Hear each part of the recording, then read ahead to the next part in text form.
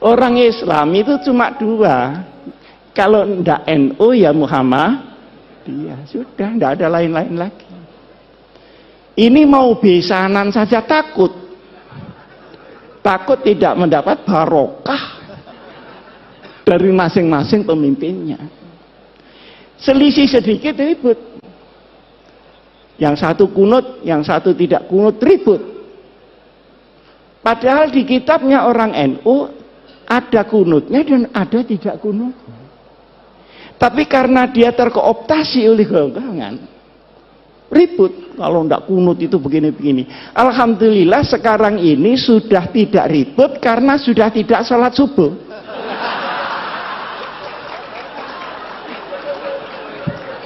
Jadi problemnya sudah kelewat. Dulu Pak Dian waktu saya masih habis dari Gontor pulang, beda hari raya itu berkelahi Pak. Takut ini puasanya dosa segala macam. Padahal yang selisih Muhammadiyah sama NU ini kan cuman tanggalnya, kan bukan hari rayanya. Bener apa enggak? Betul. Nah, kalau dibetulkan pengasuh sahih sudah. Yang beda itu tanggalnya. Kalau sholatnya ya itu Allahu Akbar sekian kali takbirnya ya sama. Loh kenapa tanggalnya kok enggak sama? Ngitungnya enggak sama. Kalau NU itu harus kelihatan tanggalnya dan itu perlu 2 derajat di atas ufuk. Muhammadiyah pokok sudah istimewa selesai lah. Ada apa mesti diinceng itu? Apa tamu dia? Lah yang nginceng ini ya tidak mau disalahkan. Karena Rasulullah Shallallahu Alaihi Wasallam itu nginceng. Sampai saya ketika itu Pak Din belum jadi ketua Muhammadiyah. Jadi ketika itu ketua Muhammadiyahnya Pak Syafi'i Ma'arif. Saya diundang oleh Pak Yusuf Kala. Marah-marah Pak Yusuf Kala itu. Ini gimana NU sama Muhammadiyah? Masa enggak bisa jadi satu hari rayanya itu? Repot masyarakat kalau begini. Saya tanya, caranya bagaimana Pak? Ya kompromi lah. Caranya, dengan Pak Den ya, maaf, dengan Pak Den. Katanya Pak JK, bagaimana kalau Muhammadiyah turun 1 derajat? NU-nya naik 1 derajat. Oh, kalau begitu langsung cash and carry saja. Ini fikihnya pedagang itu di sini.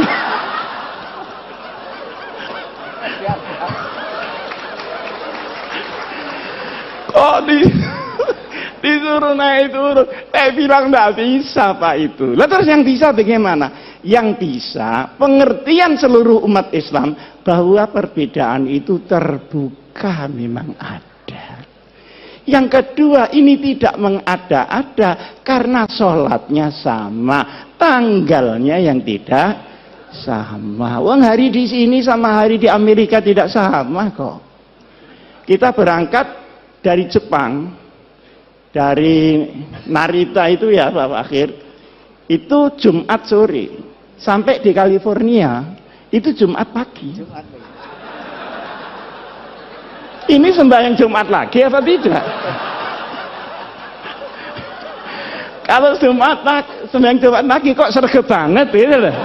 Sergap banget. Tapi ketika pulangnya, misalnya dari New York ke Jakarta, berangkatnya Jumat pagi, itu sampai Jakarta hari Minggu. Jadi kehilangan 1 hari, tidak tahu di mana Sabtunya ini. Jadi soal tanggal itu sudah biasa-biasa saja lah soal tanggal. Nah, alhamdulillah ini karena mungkin zamannya yang berubah, maka kedekatan ini semakin hari semakin nyata. Saya sama Pak Din sering diundang pidato bareng gitu. Kadang saya bisa, kadang Pak Din bisa, kadang salah satu tidak bisa gitu. Tapi lebih sering saya diundang Muhammadiyah daripada Pak Din diundang NU. Hah? Padahal ini mantan NU nih. Kenapa dia pindah? Karena tidak kerasan saja sama orang NU. Bukan karena teori yang tinggi-tinggi gitu. Ini orang NU kok kumuh banget. Kira-kira teman itu sekitar itu saja. Nah, masalahnya adalah sekalipun NU Muhammadiyah ini berbeda di dalam furu, bahkan Ibnul Furu ya, tetapi wawasan keumatannya sama, wawasan kenegaraannya sama. Karena Hadratus Syekh Kiai Hasyim Asy'ari ikut mendirikan republik, Kiai Ahmad Dahlan ikut mendirikan republik. Pahlawan nasional ada di dua belah pihak. Tahu jerih payahnya bagaimana membawa Islam di tengah kebinekaan yang luar biasa itu. Maka sabar. NU sama Muhammadiyah itu sabar. Cuman NU itu sama Muhammadiyah menurut saya itu sepasang sandal. Jadi kalau dipakai semua. Kalau tidak ya sekalian tidak semua. Jangan dipakai yang kanan, yang kiri tidak dipakai. Nah ini kira orang stres itu. Orang NU suruh bikin universitas rapi seperti Muhammadiyah. Sulit Pak. Tapi rahasia, jangan ngomong-ngomong orang. Tapi orang Muhammadiyah suruh ngurusi orang macul yang sehari-hari tidak ngerti apa-apa. Sehingga dia musyrik menjadi muslim. Enggak sabar juga Pak. Nah, bertemunya ini banyak yang tidak suka. Oleh karenanya, maka wawasan keagamaan, wawasan keumatan, wawasan kebangsaan dan kenegaraan tidak boleh dirobek oleh kepentingan apapun juga. Ini pertama. Sekarang yang kedua, pandangan-pandangan kaum muslimin terhadap negara Indonesia ini baru selesai setelah berpikir 40 tahun. Waktu tahun 1945 kita merdeka. Nah, setelah itu umat Islam berbagai macam pandangan Indonesia ini diapakan dan disestempel apa. Maka ada yang keras, harus pakai stempel Islam. Nah, keras ini melalui beberapa pendekatan. Ada yang pendekatan militer, kemudian lahir DI, TII. Ada yang pakai pendekatan militer dan politik, PRRI dan Permesta. Disaingi oleh kelompok-kelompok orang yang tidak suka agama, orang ateis. 48 pemberontakan komunis yang dipimpin oleh Uni Soviet dan pemberontakan 65 yang dipimpin oleh RRC. Saya tidak tahu ini akan ada pemberontakan lagi apa tidak. Nah, masalahnya selanjutnya yang saya maksud begini. Setelah pendekatan militer gagal, dicobalah, ini kok diem saja ada apa? Mendengarkan atau tidak? Setelah pendekatan militer gagal, dicoba melalui pendekatan konstitusional. Maka seluruh wakil-wakil umat Islam bergerak di konstituante. Bagaimana supaya negara ini ditetapkan berdasarkan apa? Bentuknya seperti apa? Ada yang minta Pancasila tetap, ada yang minta Islam, dan ada yang minta sosiodemokrasi. Ribet di situ tidak putus. Artinya dengan pendekatan politik pun juga mentok. Karena ini mentok dan tidak bisa berhasil, maka diambil alih oleh Bung Karno tahun 59 kembali ke Undang-Undang Dasar 45. Nah, setelah kembali ke Undang-Undang Dasar 45 ini, kemudian tahun 55 kemarin ada pemilu, tetapi kemudian tidak menghasilkan apa-apa, baru ada pemilu lagi tahun 71. Tahun 71 orang Islam semua jadi satu, Pak.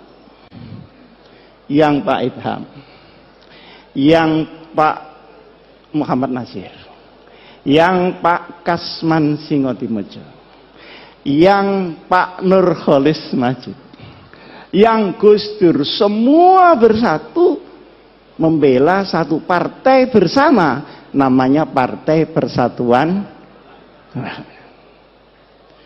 Sampai dengan tahun 82 berhasil utuh, tapi setelah itu mulai retak-retak.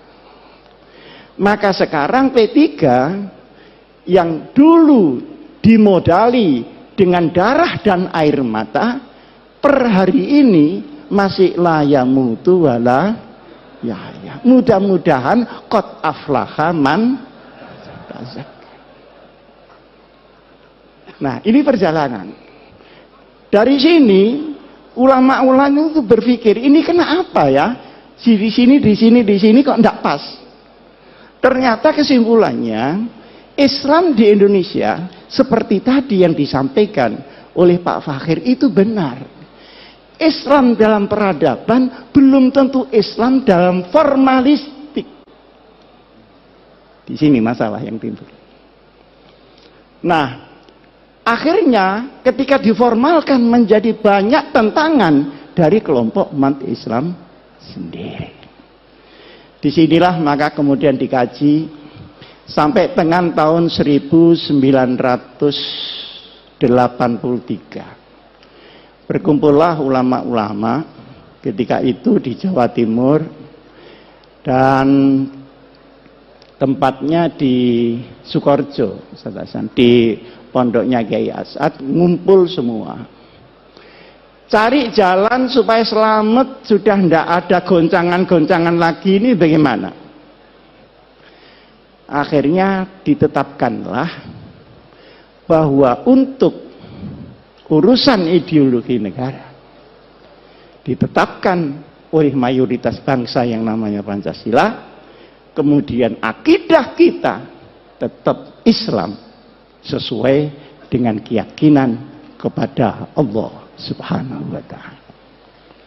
Ini baru selesai tahun 84. Pendekarnya ketika itu mungkin banyak orang tidak tahu. Pendekarnya adalah seorang ulama namanya Kiai Haji Ahmad Siddiq. Beliau putra dari Kiai Siddiq.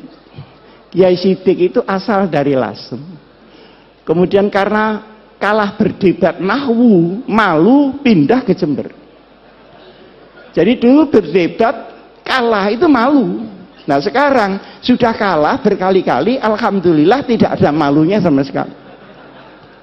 Pergi ke Jember. Saya tahun 83, ini belum pernah saya ceritakan di sini.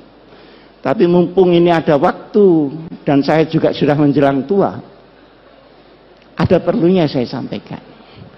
Saya tanya beliau, Kiai, ini penempatan negara dengan ideologi sendiri dan Islam sebagai umat Islam ini politis apa ijtihadi?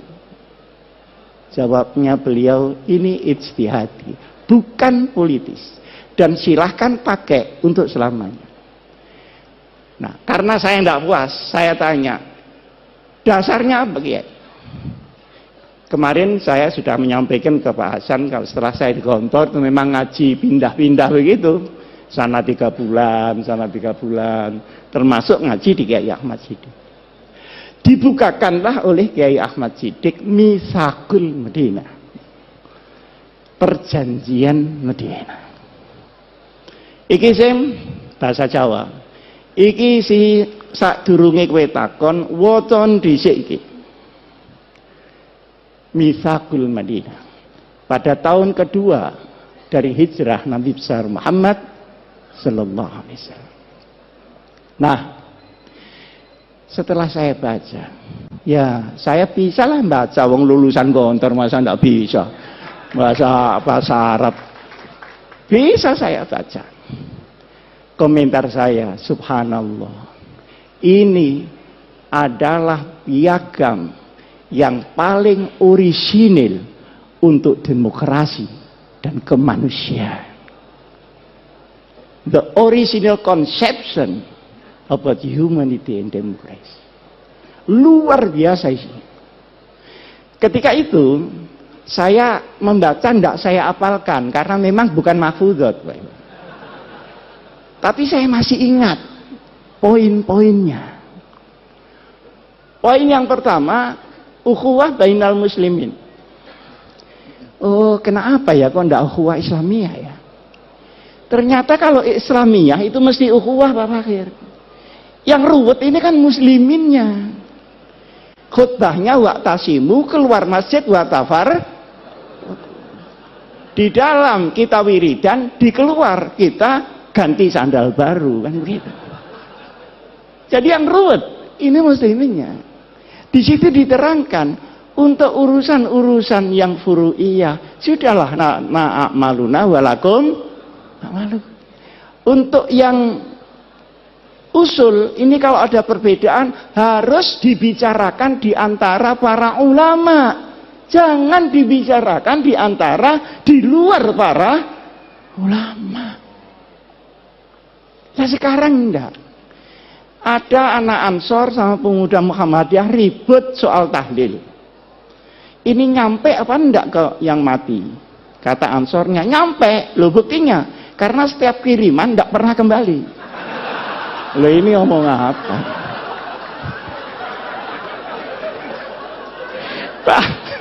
Ya pemuda Muhammadiyahnya ini kan enggak terima. Mana tanda buktinya? Nah kalau diserahkan bangsa begini ini Pak, innalillahi wa inna ilaihi raji'un. Nah kalau sudah sampai top dia merusak Islam, dia harus dinyatakan tegas dia berada di luar Islam.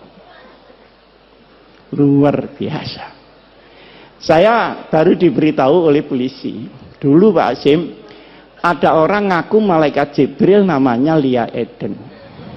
Bener ya? Ada orang yang mengaku Nabi Muhammad namanya Musad. Dua-duanya ditangkap. Dimasukkan di tahanan. Ditanya oleh polisi. Wahai malaikat Jibril, pernahkah ketemu Nabi Muhammad ini? Ternyata belum pernah ketemu dua orang.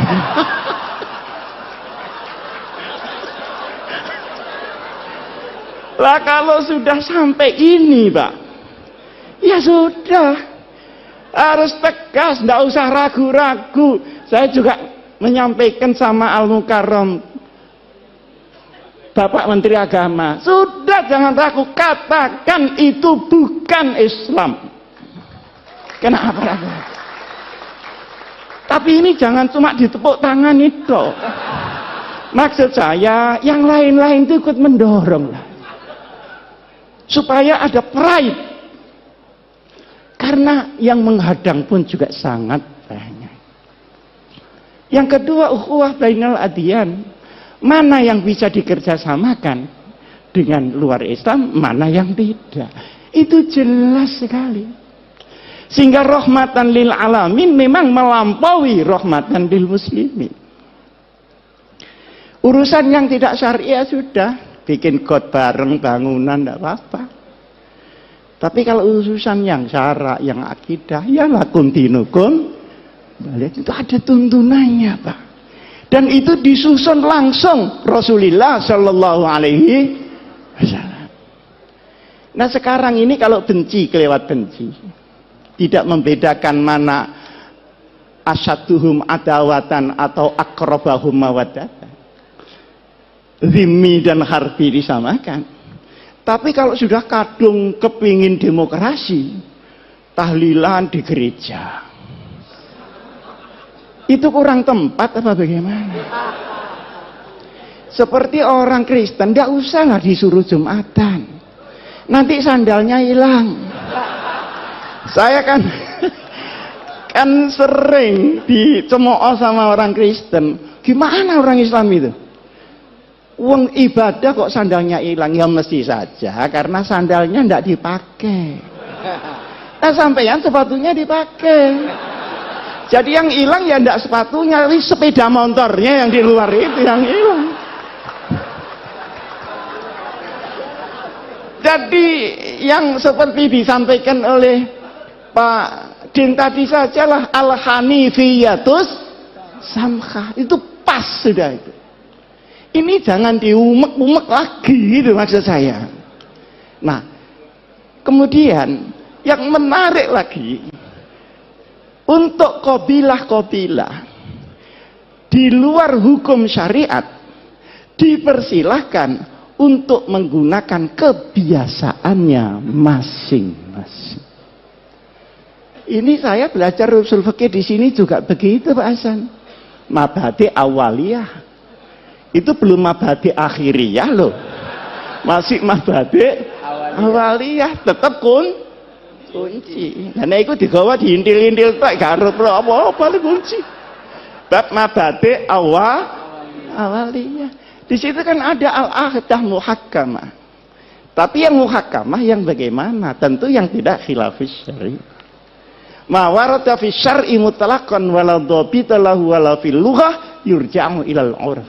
Berarti ada status di dalam adat sepanjang dia menjadi al-'urf yang tidak muta'arif.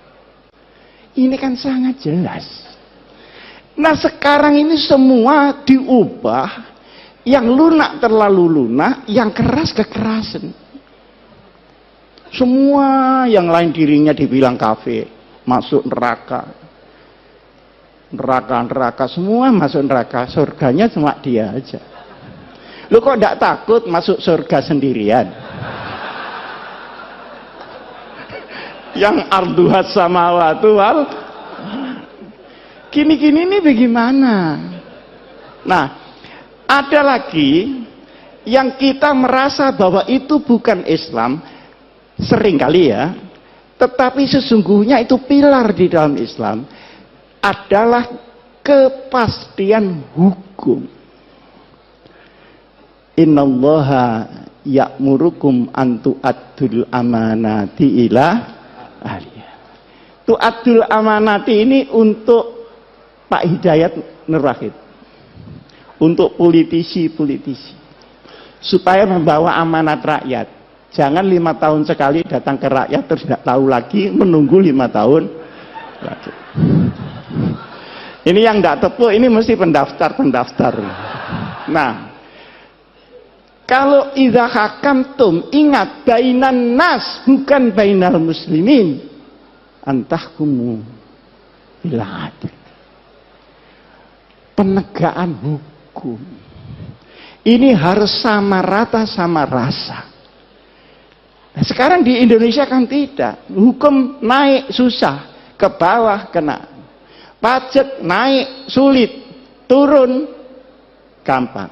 Akhirnya yang kena yang kecil-kecil. Jadi kepastian hukum. Jadi inti dari hukum adalah al-adalah. Inti daripada politik adalah al-amanah. Kalau dua ini hilang, maka hukum akan menjadi cerita dan politik akan menjadi akumulasi kekuatan saja. Luar biasa, Pak. Di bawah ada lagi al-musawah bainal iqtisad, keadilan ekonomi. Ini tidak sama rata sama rasa, tapi sama-sama merasakan. Beda kan? Sama-sama merasakan. Kalau tadi biar anak saya Fatimah Sarakot lakotok tuh, ya dah. Kalau ini enggak. Masa tukang ban minta rezeki sama dengan pabrik ban? Kan enggak mungkin. Tapi semua kebagian, halalan, thayyiban, mubarakan. Orang sedikit bisa bahagia, dapat banyak bisa bahagia, dapat sedikit bisa menjadi pencuri, dapat banyak pun bisa menjadi rampok di mana-mana. Yang habiskan uang negara itu bukan orang miskin, Pak. Orang yang sudah Masya Allah kayanya. Nah, di sini pun adalah ketentuan yang harus ada di sebuah negeri, apapun bentuk negeri itu, kita ada orang Islam di situ, kita harus perjuangkan ini. Nah, kemudian ketika Madinah diserang orang-orang lain, maka seluruh agama yang ada, baik Yahudi, Nasrani maupun Sabi'in, harus bersama-sama membela nasionalisme Madinah. Coba, Pak. Ini kan Masya Allah. Dan ini bikinan Nabi Muhammad loh, bukan bikinan Muhammad belakangan ini, Pak. Ini Nabi Muhammad. Kekurangan kita adalah di dalam pemahaman daripada Islam, implementasinya sudah punya fikih, sudah punya dakwah, tapi kita sering melupakan sirah nabawiyah di dalam memimpin umat Muhammad Rasulullah Sallallahu Alaihi Wasallam. Karena sirah nabawiyah itu juga strategi implementatif yang real dari Rasulullah. Kapan Rasulullah dakwah diam-diam, kapan terang-terangan, kapan mengungsi, kapan hijrah besar-besaran, kapan dia menunggu, dan kapan beliau membalas serangan. Semuanya ini harus kembali di dalam benak kita. Nah, sekarang ini para bapak yang saya muliakan, negeri yang tadi oleh para ulama diputuskan tahun 84 itu supaya diisi, jangan didekonstruksi. Kalau didekonstruksi ruwet, habis waktu untuk mendekonstruksi, belum lagi mengisinya kembali. Lebih langsung dengan melakukan jurusan al-amru bil ma'ruf wan nahyu 'anil munkar. Seperti ada LGBT itu kok saya dengar yang teriak-teriak kok cuman saya, yang lain-lain ini gimana kok enggak teriak-teriak. Itu kan embrio supaya laki-laki kawin dengan laki-laki, perempuan kawin dengan perempuan, kan gitu maunya Pak Fakir. Kalau perempuan kawin dengan perempuan, saya nggak tahu lah karena saya nggak pernah jadi perempuan. Tapi kalau laki-laki kawin dengan laki-laki, itu mau olahraga atau mau kawin? Digempur saja. Saya juga ditanya pada Pak Hidayat, ini gimana gempur dari segala penjuru yang udkhulu min abwabin mutafarriqah. Jadi jangan menghilangkan amar ma'ruf nahi mungkar, sekalipun kita tidak melakukan dekonstruksi di dalam bentuk, tetapi kita harus selalu di dalam isi. Kadang-kadang kita menemui hadis Rasulullah Sallallahu Alaihi Wasallam, al hikmatu dholatul mu'min iltaqataha aynama wajadah. Perkara yang hak itu milik orang Islam. Kalau tidak ada di tempat kamu, ada di tetangga, berarti itu milik kamu yang di sana. Ambil kembali. Jangan tetangganya dimaki-maki karena tetangga. Kalau bapak-bapak pergi ke Jepang, pergi ke Taiwan, pergi ke Korea, Masya Allah, perlindungan konsumen, perlindungan jual beli, kualitas. Nah ini ada saksinya Pak Fakhir, dilindungi oleh undang-undang. Jadi kalau kita ke Taiwan, kehilangan koper di bandara, pasti kembali. Karena mengembalikan itu biaya negara, dan tidak mengembalikan adalah kriminal. Loh, bukankah sepotong ini juga Islam? Seperti di Jepang, itu kalau ada toko malsu kualitas, langsung ditutup Pak. Jadi wailun lil mutaffifin itu kok jalan di sana, ndak jalan di sini. Sementara kita ini kalau beli makanan keliru terus, Pak. Buah-buahan katanya manis tapi kecut. Saya beli di Jalan Surabaya, Pak Din, itu lampu. Lampu itu yang kuno itu harganya mahal. 2,5 juta. Kalau yang baru itu cuma 650. Saya bilang saya minta kuno, Pak. Oh iya Pak Ji, ini tinggal satu yang kuno. Setelah diberikan saya ternyata baru kan kelihatan baru cetakan itu. Loh Pak, ini baru Pak, bukan kuno. Aduh, sampean nih kok rewel. Sampean biarkan saja. Lama-lama kuno sendiri. Mati.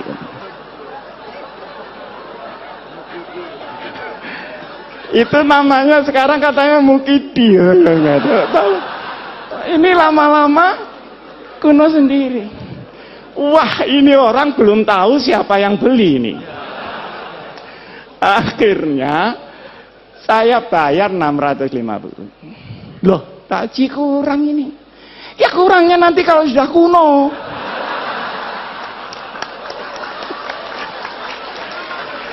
Itu kira-kira ada di Jepang apa ada di Indonesia kira-kira? Lah terus sepotong ini saja loh ya, bukan la ilaha illallahnya. Yang Islami yang mana? Akhirnya dia sadar, loh Bapak ini dari Sidoarjo, enggak, saya dari Malang. Lu Malang mana? Itu kan ada Pondok Al-Hikam, itu pondok saya. Oh kalau begitu Bapak ini Pak Hasyim Muzadi ya? Kok enggak bilang dari tadi ya? Kan malu saya kalau begini. Jangan begitu, lain kali bilang Pak kalau Bapak ini Pak Hasyim Muzadi. Bagaimana mudah-mudahan saya ini tidak kualat saya ini. Jadi dia takut Allah apa takut Hasyim Muzadi?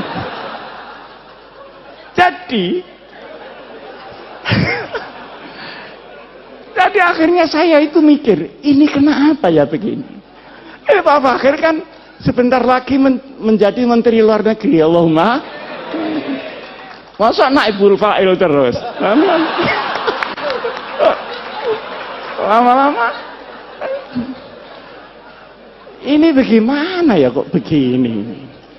Jadi ternyata setelah kesana kemari, ilmu saya itu ya ilmu keluyuran saja, itu kan ilmu yang berat-berat. Oh kalau begitu, lau anna ahlal qura amanu wattaqau. Itu ahlal quronya bukan kuronya, Pak. Jadi kita tidak usah bulet perkara kuro, tapi ahlal amanu wattaqau. Fafatahna alaihim. Tapi walakin kazabu, yang kazabu tadi kuronya apa ahlul kuro? Ini bukan tamrinan tapi sudah terang. Sehingga menurut saya yang penting bagaimana kita isi Indonesia. Nah, di saat kita ngisi itu, tantangannya luar biasa, Pak. Terutama setelah tahun 2002, setelah reformasi ini. Seluruh ideologi yang baru-baru masuk, baik di kalangan kaum muslimin, maupun yang dari barat, maupun yang dari timur, semuanya masuk, sementara kita sedang diancam oleh regenerasi yang sudah 100 tahun ini. Indonesia akan ganti penduduk baru. Mereka anak kita atau anak zamannya. Ini menjadi perhatian kita. Tetapi la tayasu min rauhillah. Sekian banyak kita berkumpul.